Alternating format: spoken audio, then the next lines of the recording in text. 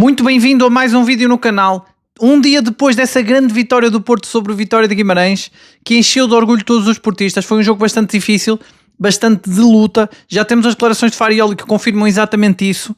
Temos um regresso do Zaidu, está de volta à equipa. Não sei se para entrar no plantel, acho que não, acho que ele já não tem lugar nesta equipa.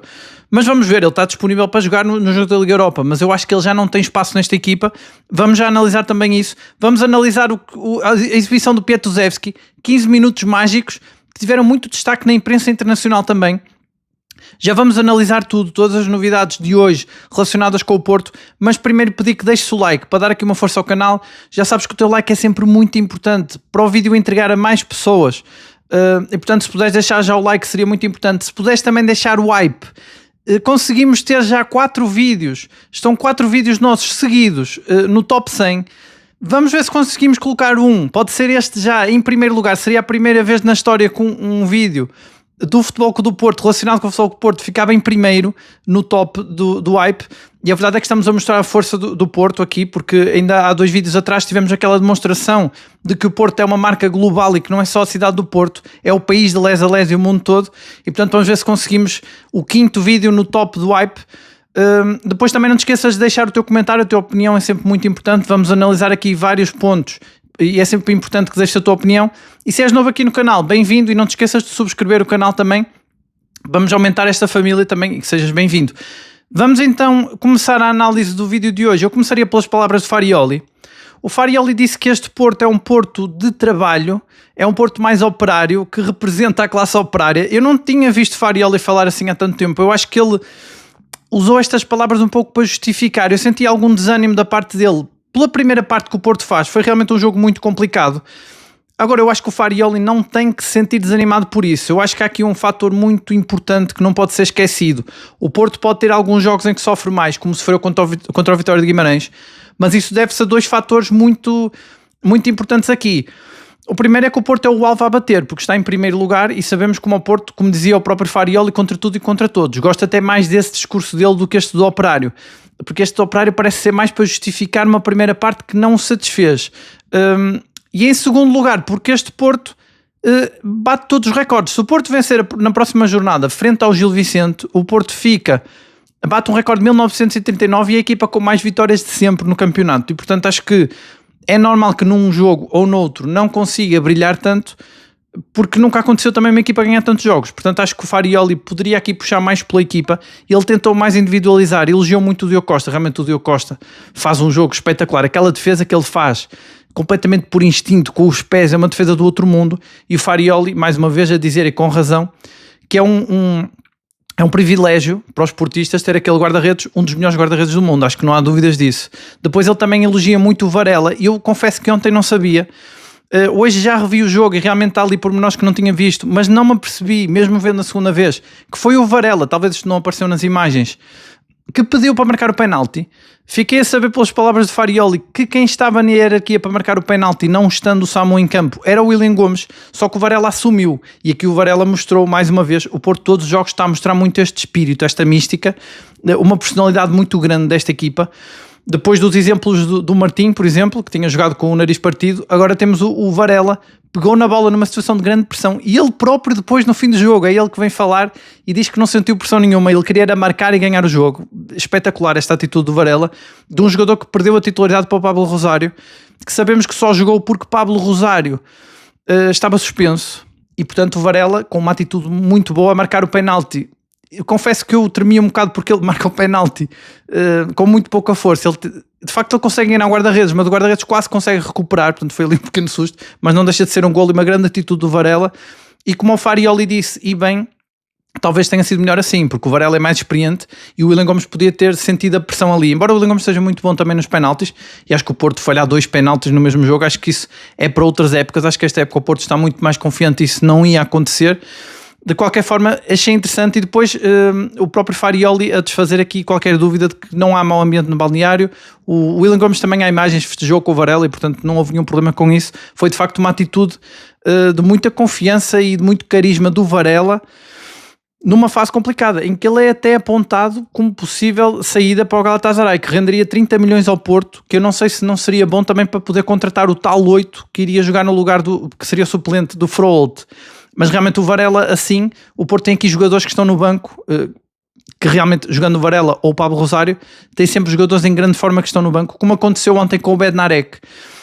Eu hoje desenvolvi uma nova teoria, vê se concordas com isto. Eu acho que o Bednarek não joga contra o Vitória de Guimarães, achei uma surpresa. Eu acho que ele não joga porque estava a ser descansado para o jogo da Liga Europa, porque entramos agora numa nova fase. Farioli já não precisa de descansar na Liga Europa como fazia na primeira volta, agora já pode ir descansando, ainda que timidamente, alguns jogadores no campeonato para depois jogar a Liga Europa. E a verdade é que o Tiago Silva não pode jogar na Liga Europa, só pode jogar depois nas fases a eliminar, sendo um jogo muito importante e fora, portanto acho que faz sentido essa gestão, mas o Porto sofreu bastante e acho que o Bednarek fez falta. Apesar do Porto ter mantido, como eu disse ontem, muita qualidade defensiva, manteve a muralha com o Tiago Silva e o Kivior, os dois impecáveis, ainda assim o Bednarek traz aquela atitude que ele tem mais presença em campo, acaba naqueles duelos, acaba por impor mais respeito porque ele é mais, dá mais nas vistas, é o tal líder, e o Tiago Silva e o Kivior têm um perfil mais tímido, não tanto nas vistas, mas também com muita classe sempre, como eu disse, fizeram um grande jogo os dois. Acho até que por onde o Vitória de Guimarães criou mais perigo foi pelas laterais. O Martim adaptado à esquerda não gosto tanto. Ainda assim acho que ele fez um bom jogo, mas realmente teve ali muitas dificuldades, e depois o Alberto Costa também teve do lado direito, porque o Vitória de Guimarães atacou muito, mas a verdade é que, como eu dizia ontem, e eu revi o jogo e mantenho a minha opinião de que o Vitória de Guimarães não criou muito perigo. Apesar de ter estado o jogo todo, principalmente na primeira parte, em grande ritmo, acho que não criou muito perigo. O Porto sabe segurar muito bem, isto é a grande força do Porto, é a sua capacidade defensiva, não tem vergonha de defender se for preciso, de fechar o bloco, e o Farioli elogia os jogadores mesmo por causa disso, a dizer que a equipa teve uma grande atitude, que soube sofrer, que foi a tal equipa operária, e realmente acho que foi isso que fez a diferença. E depois o Porto consegue dar a volta a uma situação muito complicada, que foi o penalti falhado num jogo que estava a ser difícil, num campo bastante difícil. E o Farioli a dizer que o Samu, e aqui também confirma-se aquilo que temos dito, o Samu teve ali momentos depois de falhar o penalti que ficou um bocado desconectado do jogo, ficou abalado emocionalmente. Eu acho que o Farioli foi simpático, eu acho que ele não é abalado só durante 2 minutos, eu acho que é abalado o resto do jogo. De facto o Samu, como eu tenho dito aqui, temos visto aqui no canal que ele sofre muito quando não marca golo, e então falhando no penalti, ele nunca tinha falhado no penalti na carreira, e portanto não seria diferente, ficou um pouco afetado. Agora, os sinais que temos é que o Farioli defendeu muito o jogador, diz que ele até pediu desculpa no fim e que ele disse que não era preciso pedir desculpa de nada, que era natural falhar um penalti. A verdade é que foi a primeira vez que falhou. O talento do jogador para marcar penaltis não fica em causa por um penalti que vai à trave, embora eu ache, e disse isto ontem, que se olharmos à linguagem corporal do jogador, eu acho que ele falha porque está pressionado pelo ambiente em si. Mas de qualquer forma, é como disse Farioli, ele tem o tamanho que tem, mas é um jovem, tem 21 anos e portanto é normal que ainda tenha aqui muito que amadurecer emocionalmente, e esta época já evoluiu muito no jogo de costas para a baliza, no passe, e continua o goleador do Porto. Portanto, aliás, eu até acho que olhando para os espíritos desta equipa, no jogo com o Pilsen pode ser o jogo em que o Samu dá a volta a esta situação. Vamos ver se o Samu não vem aí com um golo decisivo no jogo no Pilsen, que vai ser um jogo difícil contra o Pilsen na República Checa, por uma questão. A equipa do Pilsen, nós vimos, eu já tinha dado aqui conta, o treinador disse que alguém tinha que acabar com a série de vitórias do Porto, ou seja, mais uma equipa que vai dar tudo para ganhar ao Porto. Vimos a atitude do Guimarães e acho que a partir daqui até ao fim da época vai ser assim com todas as equipas. O Porto vai jogar depois também com o Gil Vicente e o Casa Pia. Se conseguir ganhar estes 3 jogos, vai ter uma verdadeira final no jogo com o Sporting, ganhando, fica muito próximo do título, ganhando ao Sporting no Dragão. Esse jogo que já tem data, parece que foi reagendado por causa das eleições, vai ser numa segunda-feira. Não entendi muito bem porquê, porque este jogo com o Vitória de Guimarães também foi num dia de eleições e não foi adiado, também não entendi o motivo. Até se souberes mais alguma coisa, por acaso não consegui pensar em nada, porque é que seria o motivo, se há aqui alguma coisa obscura. Este ano, e nos outros anos também, mas neste ano porque o Porto está a incomodar muito, há sempre aqui umas jogadas de bastidores, não sei se houve ou não, mas se souberes alguma coisa podes também deixar nos comentários. Já sabes que depois acrescenta sempre muito ao vídeo, há certas coisas que às vezes me escapam.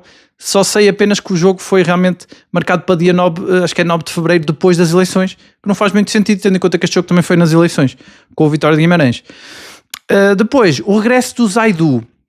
aquilo que eu dizia no início do vídeo, eu acho que o Zaidu já não tem espaço neste Porto, porque o Francisco Moura, a não ser que ele não esteja realmente recuperado, o que é certo é que o Farioli apontou ao 11 no jogo com o Vitória de Guimarães e depois não o utilizou, acabou até o jogo com o Kiwior, o lateral esquerdo, portanto, não sei se estará recuperado mesmo ou não, a não ser que seja nessa questão, o Zaidu pode ser convocado. Talvez por o Tiago Silva não poder jogar, vai jogar a dupla Kiwior Bednarek, e então o Zaidu pode ser suplente do Francisco Moura. Mas numa altura em que até o Martim Fernandes já joga lateral esquerdo e joga bem, acho que o Zaidu já não cabe aqui. Acho é que o Zaidu pode trazer a tal força para o balneário, como traz também o Eustáquio. Já muita gente disse que o Zaidu era dos jogadores que trazia melhor ambiente para o balneário, isso é muito importante também. E o Eustáquio também já disseram, o Farioli já disse que ele era uma espécie de treinador em campo, ele próprio está a tirar a formação de treinador, portanto acho que o Zaidu só se for um papel desses que tenha na equipa. Não acredito que ele entre na equipa, mas vamos ver, até porque o Farioli agora na Liga Europa já não está a fazer a tal gestão, portanto acho que não faz muito sentido. Depois, em relação ao jogo de ontem, e também fica aqui a dúvida, se ganhou aqui uma oportunidade para ser titular ou não. Pietruszewski, grandes 15 minutos que fez ontem.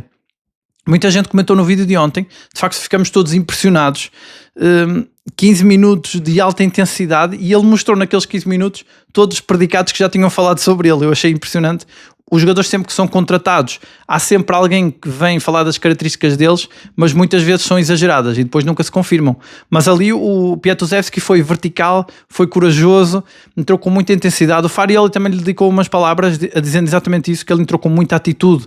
Aliás, o Farioli diz que ele ganha logo a primeira bola de cabeça e foi aí que ele viu, e depois uma segunda bola na mesma jogada, e que viu que ele vinha com uma atitude incrível. E realmente o Pietruszewski, como eu dizia, é o William Gomes do lado esquerdo. Não sei até que ponto, eu acho que aqueles 15 minutos, se realmente o jogador conseguir jogar sempre assim, acho que já tirou lugar ao Borja, já tirou lugar a quem seja, ao PP, ao William Gomes, porque realmente foi brutal. Agora, não acredito que vá jogar sempre assim, às vezes são as circunstâncias, é um jogador também que ainda não é conhecido por ninguém, e depois tem essa irreverência dos 17 anos. Como eu já disse muitas vezes, não é um caso igual ao do Mora. Esperemos que o Farioli não o limite com a sua criatividade por exigir muito dele defensivamente. Só que o facto de ele ser extremo e o facto do Farioli ter sempre um extremo mais de equilíbrios, que seria o Borja e o PP, que são os mais experientes, e depois tem dois jovens para desequilibrar e cair em cima do adversário, ele acaba por não exigir tanto defensivamente deles, exige apenas pressão alta, que é o que acontece com o Gomes. Em princípio exige o mesmo de Pietruszewski, porque o Mora acabou por perder um pouco da sua explosão e da sua criatividade precisamente pelas exigências. Só que as exigências defensivas é mais para o meio campo. O Mora, por ser do meio campo, acaba por sofrer mais. Esperemos que o Farioli não castre muito o crescimento deste jogador, que parece ser um talento brutal. Vamos ter que confirmar nos próximos jogos. Acho que ele vai jogar na Liga Europa. Depois daquilo que ele fez, acho que sim. Principalmente se o Porto precisar de desbloquear alguma coisa, é preciso também aproveitar este momento dele, é aquele hype, como eu costumo dizer aqui do vídeo, que ele está, como também há outros jogadores de Porto que estão, aproveitar. E acho que até o Farioli, se não quiser arriscar tanto, porque ele contra o Vitória de Guimarães arrisca muito, e eu acho que até que na conferência ele mostra essa preocupação com a primeira parte, que há ali uma fase do jogo em que eu acho que o Farioli já pensa que vai empatar o jogo, e é por isso também que ele lança 3 desequilibradores. Ele nunca tinha jogado com 3 desequilibradores. É muito raro jogar com 2. Normalmente ele não junta Mora e William Gomes, só em jogos em que é preciso mesmo dificuldade para desbloquear. 3 nunca tinha conseguido. Portanto, acredito que na Liga Europa não lance os 3. Vamos ver se prefere Pietruszewski ao William Gomes ou ao Mora, para desequilibrar. Sendo que Gabri Veiga mais uma vez não fez um jogo para ele contra o Vitória de Guimarães. Podia não jogar com o Pilsen, poderia jogar o Mora, também para dar mais desequilíbrio, porque vai ser um jogo fora. Mas como não é um jogo campeonato, é um jogo Liga Europa, é diferente. Se fosse para o campeonato, jogariam uma hora para desequilibrar mais, para abrir as defesas muito fechadas. Acho que sendo para a Liga Europa não vai ser assim, mas ainda vamos ter mais pistas, ainda falta alguns treinos, vamos perceber melhor. Tentar adivinhar o 11 que vai jogar, isso eu já desisto porque é muito difícil. Vou tentar mais uma vez, mas tenho falhado sempre, porque o Farioli surpreende sempre com o outro jogador diferente no 11. De resto, o Farioli vai preparar muito bem esse jogo, ele continua a ter, e esse é um dos pontos fortes deste Porto, uma leitura tática muito boa, tem uma equipa técnica muito ampla e tem conseguido bons resultados. Muitas vezes a exibição não acompanha o resultado, mas jogos como o de Guimarães são jogos onde se ganham os títulos, jogos muito complicados. Noutras épocas, outras equipas teriam escorregado. Como eu digo, uma equipa que estava a ter recordes de vitórias, pode haver jogos em que sofre mais, mas a atitude continua lá, a intensidade continua lá, a capacidade defensiva também, e a qualidade depois também para desbloquear o jogo. Eu acho também que o Vitória de Guimarães jogou com ritmo demasiado alto. Achei até que eles iam quebrar mais cedo. Depois na segunda parte, naturalmente já não estão tão frescos. Farioli lança aqueles 3 jovens, aqueles 3 sub-20 para partir a louça toda, e foi o que aconteceu. O Denis Gul, até dos que entrou, foi o que menos fez, mas também ajudou a trazer intensidade quando o Samu já estava um bocado desanimado por não ter marcado o golo. E agora falando de uma notícia do mercado de transferências, aproveitando aqui também para já passar para esse tema também, o empresário do Kenneth Taylor, aquele médio que todos queríamos aqui no canal que viesse para o Porto, porque percebemos que era o médio preferido do Farioli. Se ele tivesse vindo para o Porto, eu nem sei quem é que seria o titular, se Frolt, se Kenneth Taylor, ou se jogariam os dois. Poderia ser um Porto até diferente. Chegamos a falar para ele voltar também em janeiro, eu vi essa possibilidade, e agora o empresário vem esclarecer que o Porto ofereceu 22 milhões de euros, ou seja, muito mais que a Lazio, que ofereceu 15, e o Ajax recusou, porque, segundo ele, o Ajax considera o Porto um clube de terceiro mundo. Ora, eu acho isto impressionante. É no clube de terceiro mundo onde o Farioli vai ganhar títulos, não ganham no Ajax, mas isso tem qualquer coisa a ver ali com negociações. Já na altura eu tinha dito que parecia haver aqui uma certa azia do Ajax por ter perdido o treinador para o Porto e não quis ajudar. Acho que foi isso.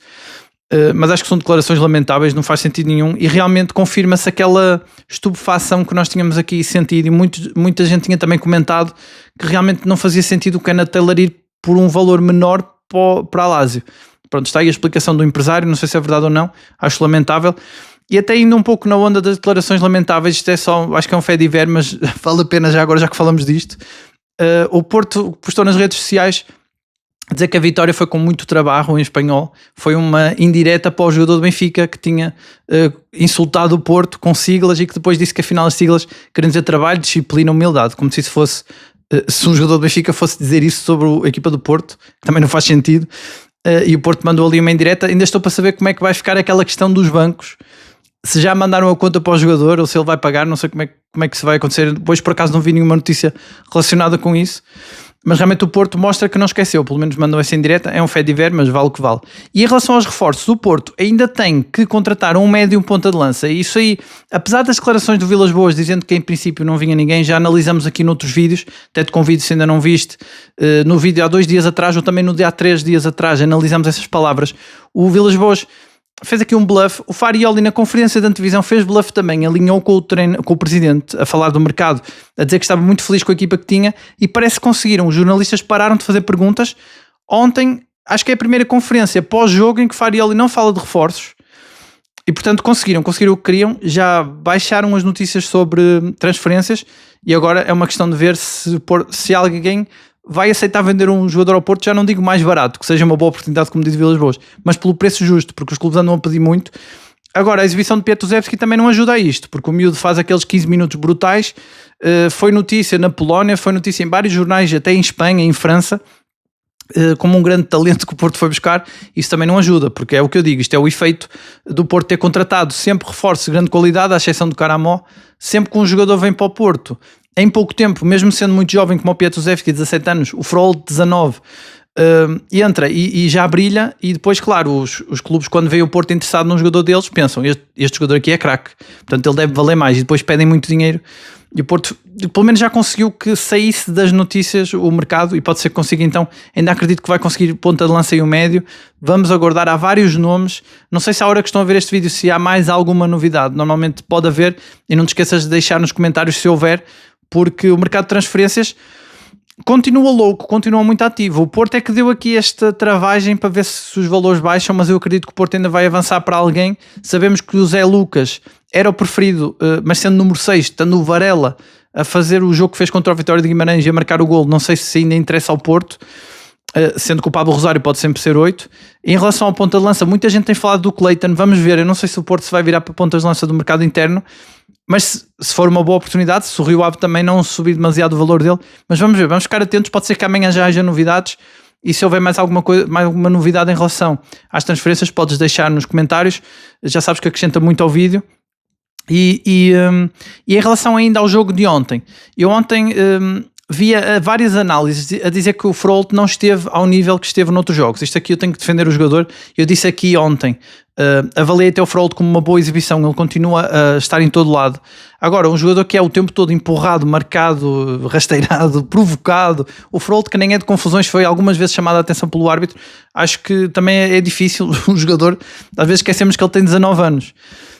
e não é fácil ser assim tão pressionado, porque ele é o motor da equipa e já toda a gente percebeu isso, e é difícil. E agora nesta fase em que o Porto é um alvo a bater, torna-se difícil. Ainda assim acho que ele faz um bom jogo. O Froholt é aquele jogador muito prático, como o Farioli gosta, e eu acho também que a falta que o Pablo Rosário faz no meio campo também se nota depois na exibição do Froholt, porque o Pablo Rosário é mais um jogador prático, que mete a bola muito rápido na frente, mais rápido do que o Varela. Pode não ter tanta qualidade de passe, mas é mais surpreendente. Isso também ajuda o Froholt, que é um jogador que consegue chegar mais rápido à bola, porque ele tem muita velocidade e é também muito prático, e às vezes isso ajuda. 1 segundo, 1 milímetro da bola um pouco mais à frente ou um pouco mais rápido, ajuda a que o Froholt depois chegue mais rápido do que as marcações que têm sido muito altas em cima dele. Mas pronto, só uma defesa aqui em relação ao Froholt. Acho que o Porto continua em alta. Acho que essa exibição contra o Vitória de Guimarães, ao contrário do que muita gente tem dito, não enfraquece o Porto, fortalece, porque o Porto está com recordes. Acho que foi o quinto jogo seguido sem sofrer golos. Já vai em 14 jogos na época toda de clean sheets. O Farioli também sublinhou isso. E acho que não tem como uma equipa ter uma época inteira só com vitórias e um empate com o Benfica e não ter um ou outro jogo em que sofra mais, mas acho que o Porto mostra uma estabilidade defensiva e uma capacidade de sofrer, como disse Farioli, de aguentar esses momentos, que é brutal. E depois tem esses craques todos na frente, agora tem mais o Piatuzewski, portanto promete. E vamos ver. Não te esqueças então de deixar nos comentários o que é que tu achas, qual é a tua expectativa em relação à Liga Europa, que vem aí, agora mudou o chip para a Liga Europa. O Porto tem que passar a próxima fase, até para o Tiago Silva poder jogar. O Tiago Silva que diz que nunca ganhou a Liga Europa, e para jogar tem que ser só na fase eliminatórias. E portanto, vamos ver, mudou o chip para a Liga Europa. Qual é a tua expectativa em relação ao campeonato também, ao que resta da época? Começa-se a ver o título muito ao longe, mas ainda ali ao fundo do túnel já se começa a ver qualquer coisa, e os próximos jogos vão ser muito importantes. E o calendário também apertado, vamos ver como é que o Porto gera isto tudo. E de resto é isso, eu volto amanhã, vamos ver se temos mais novidades em relação ao mercado, também com novidades em relação ao Porto, mais análises. Já sabes que é todos os dias, é a tradição aqui do canal. E só pedir que não te esqueças de deixar o like para dar uma força aqui ao canal e também para o vídeo entregar para mais gente. Não te esqueças de deixar então o like, subscrever o canal se ainda não subscreveste, e de resto é isso. Um abraço e até amanhã.